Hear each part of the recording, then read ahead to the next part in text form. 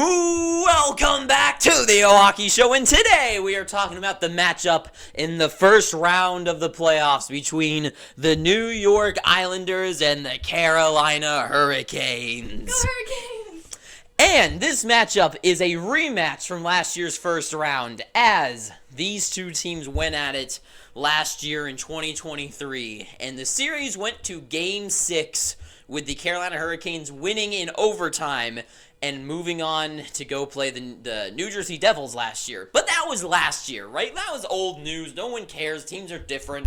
What is going on this year? So right now, the New York Islanders are third in the Metropolitan and are going to be getting away field advantage, which is a long, dumb way of saying that the Carolina Hurricanes are second in the Metropolitan and are going to have home field advantage to begin the series in the loud PNC Arena, where they are going to be so loud because Hurricanes fans, the Caniacs, are one of the loudest teams, loudest fans in the league.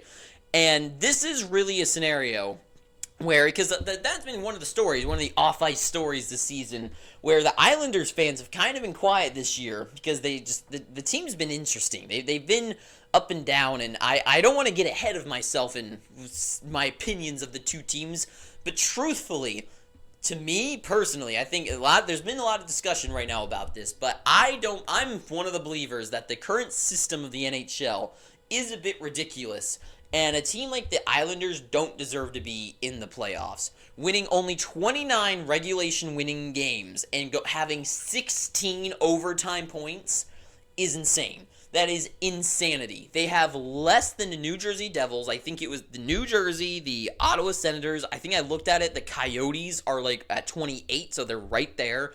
Like, so many teams that are like literally like on technically the same playing field as them. It's just the Islanders got to overtime more. And there's a big debate about that. But personally for me, I think it is a bit ridiculous that the Isles are in the playoffs. But talking about the regular season, look at the matchups here. Regular season series between these two teams, and I'm not big on going off of that, talking about the playoffs. A lot of people will bring those up, but I think it really depends on the matchup. And this one, I don't really look at it too hard, except for one stat from it. But both teams ending 2-1-1 this season against each other. And the one thing that was interesting is all the scores were like the Islanders won like 5-4 twice, and then the Hurricanes won 4-1, and I think 4-3. If you notice there, what I just said is the Hurricanes scored 4 goals in all 4 matchups against the Islanders. A team, the Hurricanes, that are not really known for their true goal scoring, has 4 goals a game against the Islanders, a team that is more notable for its defensive play.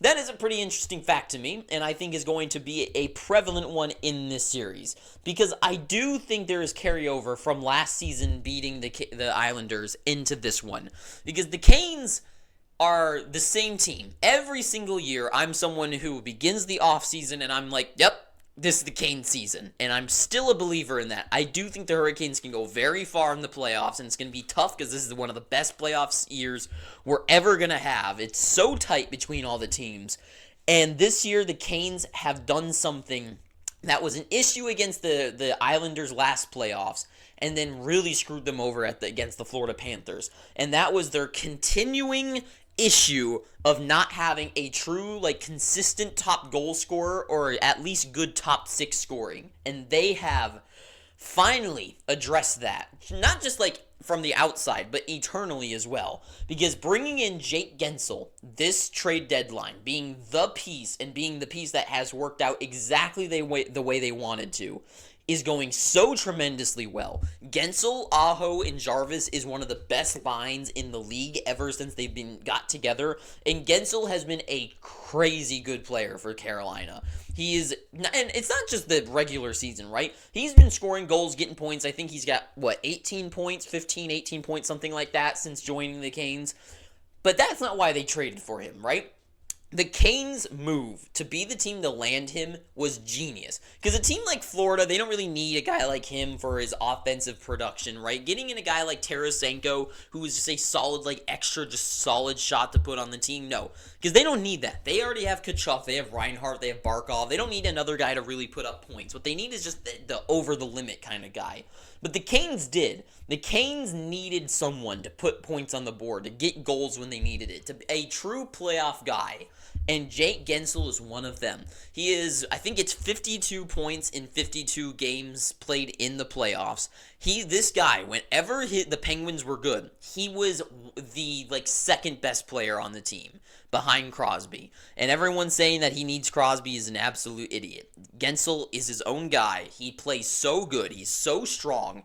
And he is putting up points, especially in the playoffs. A team like the Canes needed that. Aho, also, his season, him and Jarvis. I think Jarvis at 67 points this year. Aho is at 89 and leads the goal scoring on the team.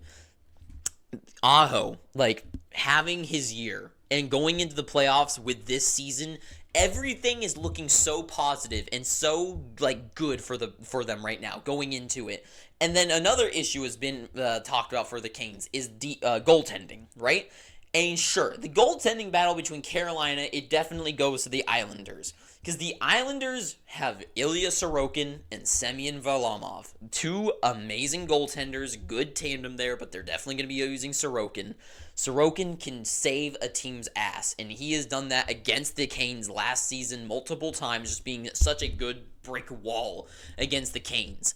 But the other thing that helps the Islanders is their defense, right? From Dobson, Romanov, Pulick, and Pollock, this team is very stacked when it comes to defense and playing good defense.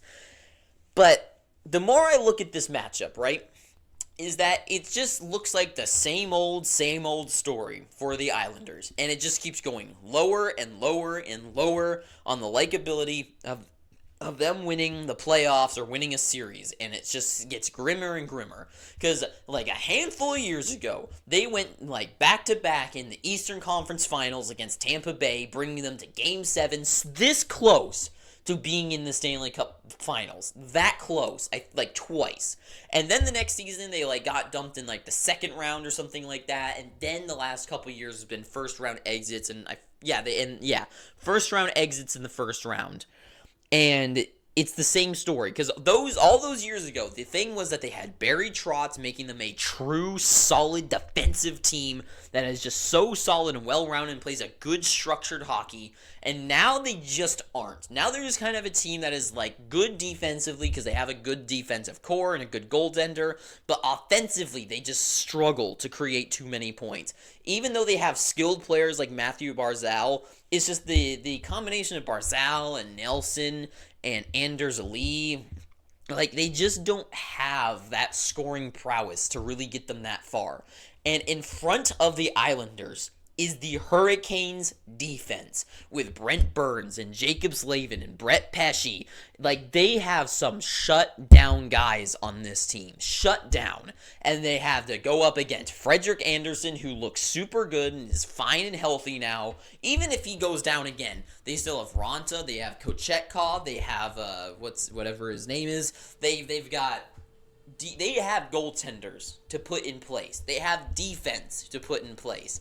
And then it's all topped off by the cherry on top with Gensel playing like a maniac, Aho having his best season, Jarvis becoming a true, just all-around kind of guy who can shoot and score goals. Then it goes down the lineup to Svechnikov and Teravainen, and you just got going down the team. And it just keeps getting better and better for the Hurricanes. And for me, I know I don't really sound like I'm pumping the tires for the Islanders, but truthfully, to me, I don't think the Isles deserve to be in the playoffs, and I don't think they've done anything to make me think that they should be a good playoff team, as the same team that they have this year is basically what they had last year, and last year they lost to the same team who has gotten that much better. And that is why, for me, it is not that hard for me to decide that my verdict for this one, if you can't already tell by the way I've been talking this whole time, is I'm going to pick the Carolina Hurricanes I'm thinking this one goes 5. I think last year went to 6, and they kind of got lucky a couple times, the Islanders did, and I think this year the luck runs out. And to me, I think the Carolina Hurricanes are going to win this one easily. This may be one of the easier picks out of all the series. And I think this is going to be one where you don't really need to tune in.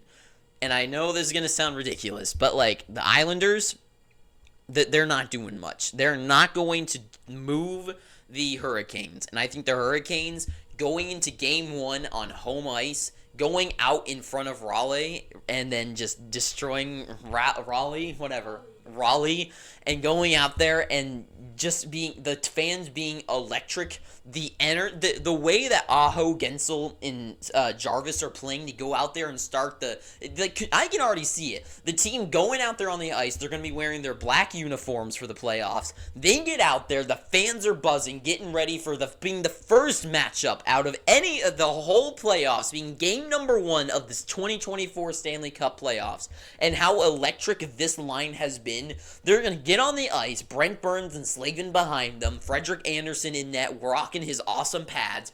Puck drops, Barzal loses it, Brent Burns gets the puck, sends it over to Slavin, who holds it for a second, gets it up to Gensel, who chips it a little bit to Aho. Aho goes in, plays along the boards a little bit, sends it around the back end of the ice. Jarvis tips it over to the middle of the ice. Gensel gets it, backhands it into the back of the net. That's not going to happen. The fans are not going to see that, then go berserk, and the Hurricanes' goal horn's the worst one in the league, but they're going to hear that goal horn go and go berserk. That is what I see happening, is the Hurricanes are going to start off electric, and the boring, not too thrilling Islanders are not going to have anything to do about it. This is not going to be the year Sorokin becomes like Bobrovsky last year and can just save their ass over and over again. This is going to be a year where Sorokin is like, God damn it, I can't do everything. Barzal is just shut down by too many big guys on the ice, and Gensel and Aho and Jarvis are going to be lighting the lamp over and over again and looking like a true, serious team that can knock out like the Rangers in the next round. So that is all I got to say. So if you've made it this far, please tell me down below how you think about this, my opinion here. I'm sure if you're an Islanders fan, you're going to love what I just said. And if you're a Canes fan, I know you love what I said. And until next time, please, I'm begging you, please subscribe. Just please. Just there's one button like right down this way. Just subscribe. Why not? Anyways, thank you for watching this. Too sweet. Have an amazing day. And ta-ta for now.